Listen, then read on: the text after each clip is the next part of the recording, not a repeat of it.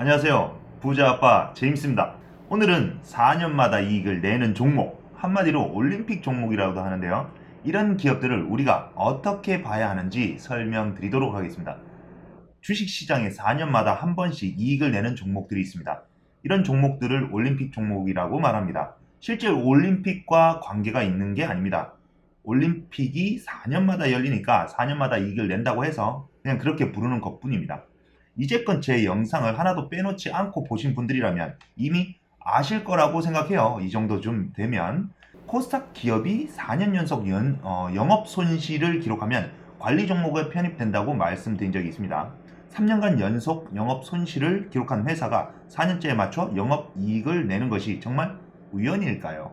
IFRS가 2011년도에 도입된 이후로는 이런 방법을 잘 쓰진 않지만, 그러나 가끔 그런 방법을 쓰는 회사들을 우리는 볼 수가 있습니다. 실제로 이런 것들을 기사회생하나 보다라고 착각하실 수도 있어요. 잘 모르시는 분들 같은 경우는. 그러면 큰일 나는 거겠죠. 자, 문제는 그렇게 하는 방법이 아니라 의도에 있습니다. 다른 사람에게 피해를 주려고 칼을 가지고 있는 사람에게서 칼을 빼앗았다고 안심할 수 있겠습니까? 이익을 만들려는 의도가 있다면 방법이야 찾으면 되는 것이죠. 앞 영상들에서 그러한 방법들을 여러 번 거론했었습니다. 투자자 입장에서는 이를 가려낼 수 있어야 하는데, 진짜 4년 만에 흑자로 전환하고 실적이 좋아진 것인지, 아니면 장부상의 숫자만으로 좋아진 건지, 또는 다른 제2, 제3의 회사들과 합작으로 꾸며낸 건지, 우리는 그런 것을 분별해낼 수 있는 해안이 필요합니다. 연결 기준 재무제표로는 영업 적자이더라도 별도 기준 재무제표로 흑자면 관리 종목에 편입되지 않습니다. 한번 상상해 보십시오. 당신은 주택을 사기 위해 2억 원의 대출이 필요한데 은행에서 담보대출이 안 된다고 합니다. 신용대출료 연소득의 2배까지만 가능하다고 한다면, 대충 그냥 연봉이 만약에 4천이라고 그냥 가정하고 대출은 8천만 원밖에 안 나오죠. 1억이 넘게 모자른 겁니다. 그런데 은행에서 솔깃한 얘기를 하네요. 친척들에게 받는 돈도 소득에 포함이 됩니다 라는 말이죠. 자, 그래서 작전을 펼칩니다. 가까운 친척에게 매일 아침 100만 원을 보냅니다. 그리고 매일 저녁에 다시 100만 원을 받습니다.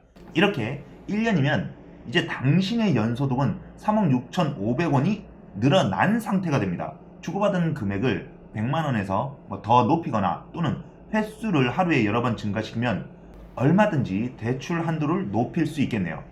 참 웃긴 얘기고, 웃긴 상황이죠.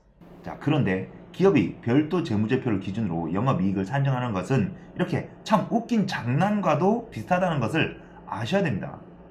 별도 재무제표 상에서 이익은 얼마든지 만들어낼 수 있다는 말을 드리기 위해서 제가 이 얘기를 꺼내는 건데요. 코스닥 상장사가 4년 연속 영업 손실을 기록하면 관리 종목에 편입이 되는데, 이 영업 손실에 대한 판단은 별도 재무제표상의 영업이익으로 판단합니다. 별도. 그리고 그 영업이익은 자회사와의 거래를 통해 만들어낼 수 있습니다. 또는 제2, 제3의 기업들과 짜고 칠 수 있습니다. 계속 말씀드린 내용이죠. 이것을 국세청에서는 가매출, 한마디로 가짜 매출이라고 하는 건데요. 이런 짓을 여러 번 하면 국세청에서 조사 들어갑니다. 그죠? 하지만 꼬리가 짧으면 안 걸릴 수도 있겠죠. 잘못되면 경제사범으로 5년 이하의 징역에 처해집니다. 이런 것을 대출 사기에도 쓰입니다.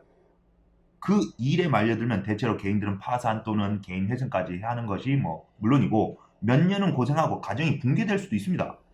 앞서 말씀드린 내용이 남의 일 같으세요? 저도 그런 줄 알았습니다. 제가 예전에 말씀드린 적이 있지 싶은데 기억하시는 분들도 있을 거예요.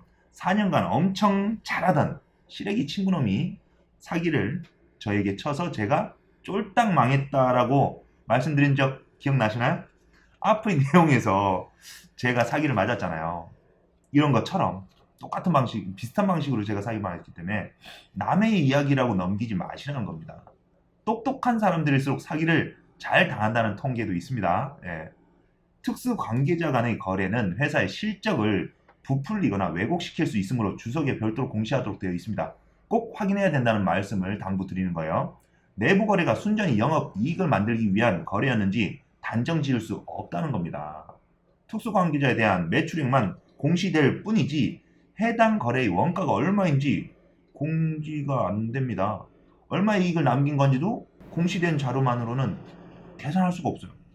투자자에게 중요한 건 증거가 아니라 정황이라는 겁니다. 앞 영상도 정황이었고요. 그전 영상도 아마 정황을 보는 거였을 거예요. 한마디로 팩트는 이겁니다. 기업은 3년 연속 영업 손실을 기록했습니다. 다음의 연결 기준으로는 영업 손실이지만 별도 기준으로는 영업 이익을 기록합니다. 전년도에도 없던 특수 관계자에 대한 내부 매출이 발생했습니다. 그것도 꽤 많이요. 이쯤 되면 여러분들도 판단을 하실 수 있으실 겁니다. 오늘 영상은 여기까지입니다.